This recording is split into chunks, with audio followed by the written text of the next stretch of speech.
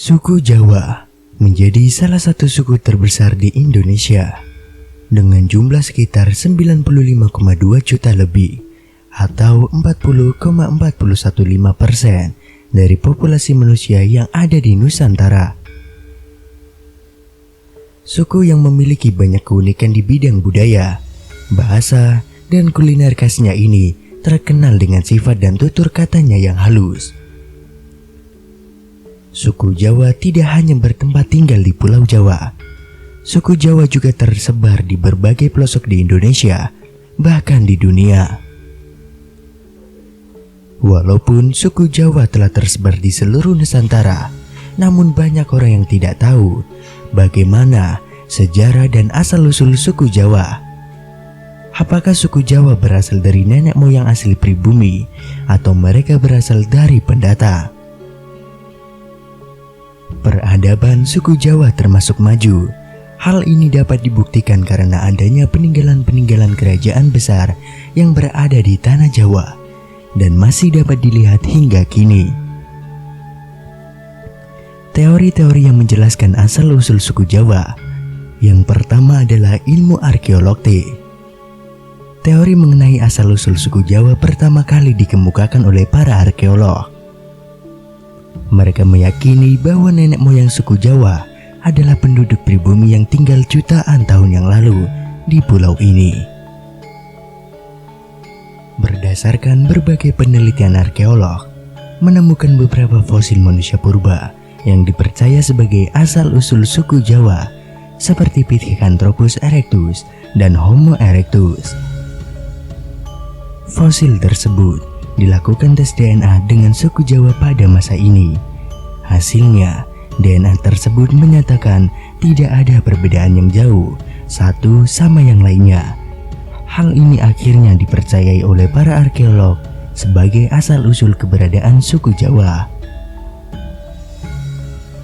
Kemudian teori yang kedua, sejarawan. Berbeda dengan kesimpulan dari para pakar arkeolog, sejarawan meyakini bahwa asal-usul suku Jawa berasal dari orang-orang Yunani di negara Cina. Sejarawan asal Belanda, Profesor H. Gens, mengungkapkan penelitiannya pada tahun 1899. Dia membuktikan bahwa bahasa daerah di Indonesia mirip satu sama yang lain. Kemudian ia menarik kesimpulan jika bahasa tersebut berasal dari akar rumpun yang sama, yaitu rumpun Austronesia. Hal itu yang meyakini sejarawan sebagai asal-usul terbentuknya suku Jawa di Nusantara. Kemudian ada teori yang ketiga, teori babat tanah Jawa. Dalam babat tanah Jawa, diceritakan bahwa masyarakat Jawa berasal dari kerajaan Keling atau Kalingga yang berada di daerah India Selatan. Salah satu pangeran kerajaan Keling yang tersisih akibat perebutan kekuasaan pergi meninggalkan kerajaan dan diikuti oleh para pengikutnya. Pangeran Keling pergi sangat jauh dari kerajaan. Akhirnya, Pangeran Keling menemukan sebuah pulau kecil yang belum berpenghuni dan melakukan gotong royong untuk membangun permukiman bersama pengikutnya. Kemudian pulau ini diberi nama Java Civivoro. Hal tersebut menjadikan keturunan pangeran dan para pengikutnya dianggap sebagai nenek moyang suku Jawa. Kemudian teori yang keempat, teori surat kuno. Keraton Malang, surat kuno ini bercerita mengenai asal-usul penduduk Jawa yang berasal dari kerajaan Turki, yaitu pada tahun 450 sebelum Masehi. Raja Turki mengirimkan rakyatnya untuk mengembara dan membangun daerah kekuasaan mereka yang belum berpenghuni. Akhirnya, mereka menemukan tanah yang subur dan memiliki aneka ragam bahan pangan. Semakin lama semakin banyak migrasi yang datang ke pulau ini, dan akhirnya pulau tersebut diberi nama Tanah Jawi karena terdapat banyak tanaman Jawi.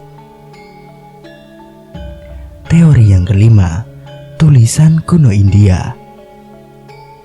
Asal-usul suku Jawa kali ini menyebutkan bahwa pada zaman dahulu beberapa pulau di Kepulauan Nusantara menyatu dengan dataran Asia dan Australia.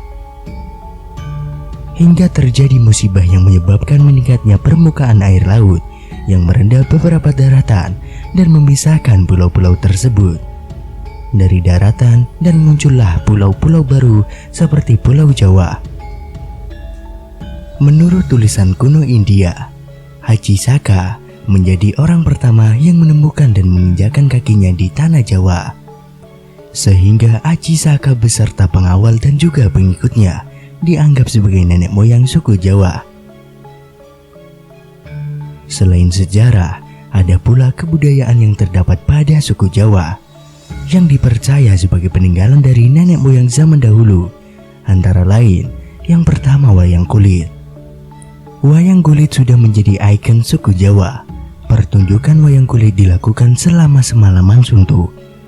Wayang kulit juga dimainkan dengan cerita khas suku Jawa seperti Mahabharata atau Ramayana sebagai pelengkap pertunjukan wayang kulit yang dimainkan oleh dalang dan diiringi oleh musik gamelan khas Jawa serta nyanyian dari sinden. Ditambah dengan lampu sorot, wayang kulit juga dipercaya sebagai ciptaan dan disebarluaskan oleh Wali Songo. Wali Songo adalah tokoh ulama yang menyebarkan Islam di Pulau Jawa. Wali Songo memerlukan media dakwah yang dapat menjangkau seluruh kalangan, yang salah satunya yaitu dengan cara wayang kulit. Kemudian yang kedua, senjata tradisional. Suku Jawa dikenal dengan senjatanya yang memiliki berbagai makna dan bentuk yang unik. Salah satu senjata khas yaitu keris. Keris merupakan alat pamungkas yang sangat penting yang juga dipercaya memiliki kesaktian. Keris dibuat oleh para empu yang ditempa seperti diberi mantra-mantra atau doa-doa. Salah satu keris yang melegenda ialah keris Empu Gantring dalam cerita Ken Arok yang mampu menjadikan sebagai penguasa kerajaan Singosari. Kemudian yang ketiga, tari tradisional. Beberapa tarian Jawa yang cukup populer hingga saat ini seperti sintren, bedoyo, kuda lumping, dan reog memiliki gerakan yang beraneka ragam, mulai dari yang lemah gemulai hingga cepat. Tarian tersebut bisa dimainkan saat ada upacara adat atau kegiatan lain, seperti penyambutan tamu. Kemudian yang keempat, alat musik tradisional. Alat musik suku Jawa adalah gamelan. Semua musik Jawa, bahkan dari bunyi-bunyian yang dihasilkan dari gamelan, merupakan gabungan dari beberapa alat musik seperti gong, kendang, kenong, bonang, kempul, gampang, selentrem, dan lain sebagainya.